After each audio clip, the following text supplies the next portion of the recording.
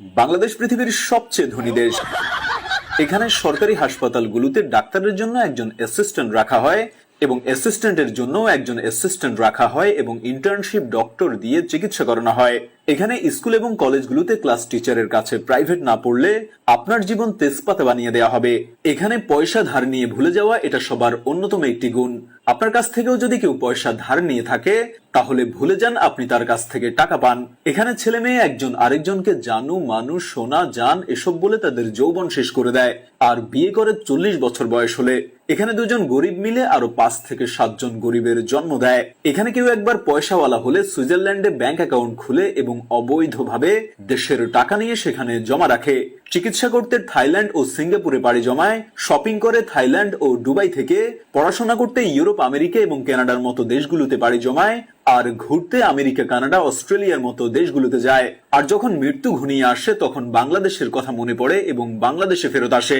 এখানে সস্তায় Burj Khalifa থেকে শুরু করে আইফেল টাওয়ারও পাওয়া যায়। এখানে সবাই ভাইরাল হতে চায়, সেটা মানুষকে মেরে হোক বা উদ্ভট কোনো কর্মকাণ্ড করে হোক। এখানে কারো বিপদে কেউ এগিয়ে আসে না। এখানে কেউ বিপদে পড়লে বা অ্যাক্সিডেন্ট করলে সবাই দূর থেকে চেয়ে চেয়ে দেখে এবং সেগুলো ভিডিও করে সোশ্যাল মিডিয়ায় ছেড়ে দেয়। এখানে নিজের সমালোচনা বাদ দিয়ে অন্যের সমালোচনায় সবাই সারাদিন ব্যস্ত থাকে। এখানে শ্রমের যথাযথ মূল্য পাওয়া যায় না। এখানে শিক্ষিত মানুষ সম্মান পায় না। এখানে টাকা দিয়ে অসাধ্যকে সাধন করা যায় খুব সহজেই। এখানে মানুষ এক একজন নিজেকে ঈশ্বরচন্দ্র বিদ্যাসাগর মনে করে। এখানে ভিক্ষুকদের ভিক্ষাবৃত্তির আড়ালে রমরমা ব্যবসা চলে। এখানে সবাই বড় হতে চায়, কেউ মানুষ হতে চায় না। এখানে মানুষের কথায় নেই সহানুভূতির গন্ধ। এখানে সবাই লোভী আর খাই খাই স্বভাবের মানুষের বসবাস। এখানে মানুষ সারাদিন আপনাকে কিভাবে ঠকাবে সেটা নিয়ে ব্যস্ত থাকে। এখানকার মানুষ সারাদিন ভিনদেশী সংস্কৃতি নিয়ে ব্যস্ত থাকে, ভুলে যায় দেশের স্বাধীনতা দিবস, ভাষা দিবস, ভুলে যায় ঈদে মিলাদুন্নবী, শবে মেরাজ, শবে কদর, তবে ঠিকই মনে থাকে ভালোবাসা দিবস, পহেলা বৈশাখ, হোলি দিবস, সবকিছু। এখানে রাতারাতি সবাই ধনী হতে চায়। এবার আসি আমাদের কিছু গুরুত্বপূর্ণ আবিষ্কার নিয়ে। আমিষের ঘাটতি মেটাতে সস্তায় দুধ খাবেন, দুধে ফরমালিন মেশানো হচ্ছে। গরু থেকে বেশি বেশি দুধ পেতে পিটুইটারি গ্ল্যান্ড ইনজেকশন দেওয়া হচ্ছে। মাছেও ফরমালিন দেওয়া হচ্ছে। শাকসবজি টাটকা রাখতে কপার সালফেট ব্যবহার করা হচ্ছে। আম লিচু জাম পাকাতে কার্বাইড দেওয়া হচ্ছে। আম লিচু জাম সংরক্ষণে ফরমালিন দেওয়া হচ্ছে।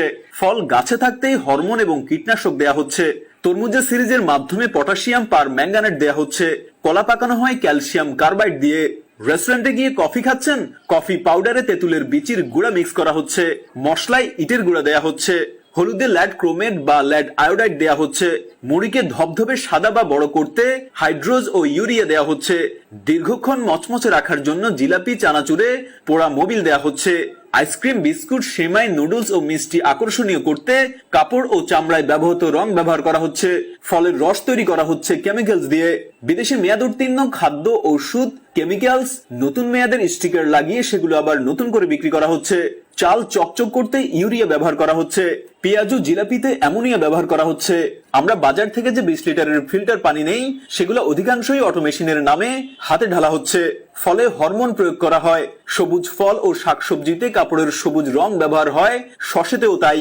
খামারের মুরগিতে বিষাক্ত ক্রোমিয়াম, লেড আর অ্যান্টিবায়োটিক তো আছেই, চাষ করা মাছও ঠিক তাই।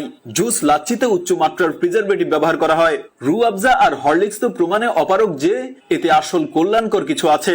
মশলায় মেটালিক অক্সাইড নামে আলাদা রং ব্যবহার করা হয়। সরিষার তেলেও কেমিক্যাল দিয়ে ঝাঁঝালো করা হয়।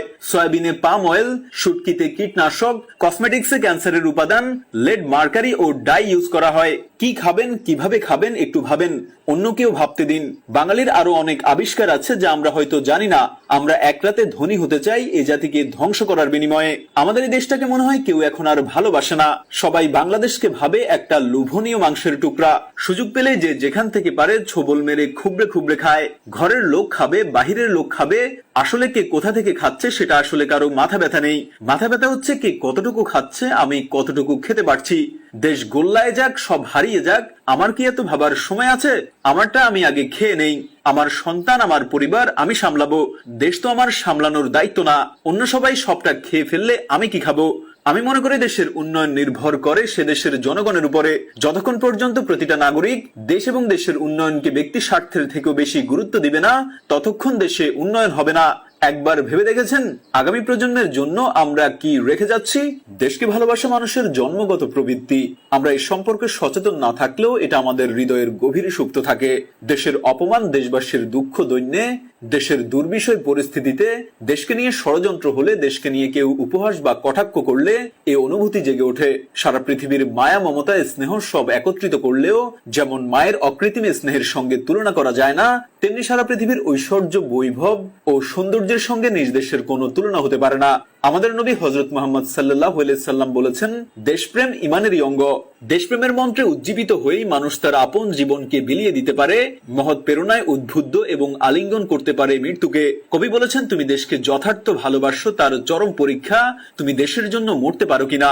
কোথায় যেন পড়েছিলাম, দেশপ্রেম বাইরের কোনো প্রদর্শনীর বস্তু নয়, দেশপ্রেম মানুষের অন্তরে স্থিত ভক্তি শ্রদ্ধায় গড়া। কবিতার কাব্যে, দেশকর্মী তার সমাজ সেবায়, গায়ক তার গানে, শিল্পী তার ছবিতে, বৈজ্ঞানিক তার বিজ্ঞান চর্চায়, শিক্ষক তার একনিষ্ঠ শিক্ষকতায় দেশপ্রেমের পরিচয় প্রদান করতে পারেন। মনীষী ওয়ালেস রাইস বলেছেন, বুদ্ধিজীবীর কাছে তার দেশ ও সেবিকার কাছে তার রোগীর একই ভূমিকা হওয়া উচিত। জাস্ট জার্নালের আমাদের আজকের ভিডিও দেশ এবং দেশের মানুষকে নিয়ে উপহাস এবং আত্মসমালোচনা কেন্দ্রিক হলেও আমরা দেশকে ভালোবাসি এবং আমরা চাই আপনারাও নিজ নিজ জায়গা থেকে দেশকে ভালোবাসুন, দেশের উন্নয়নে কাজ করুন।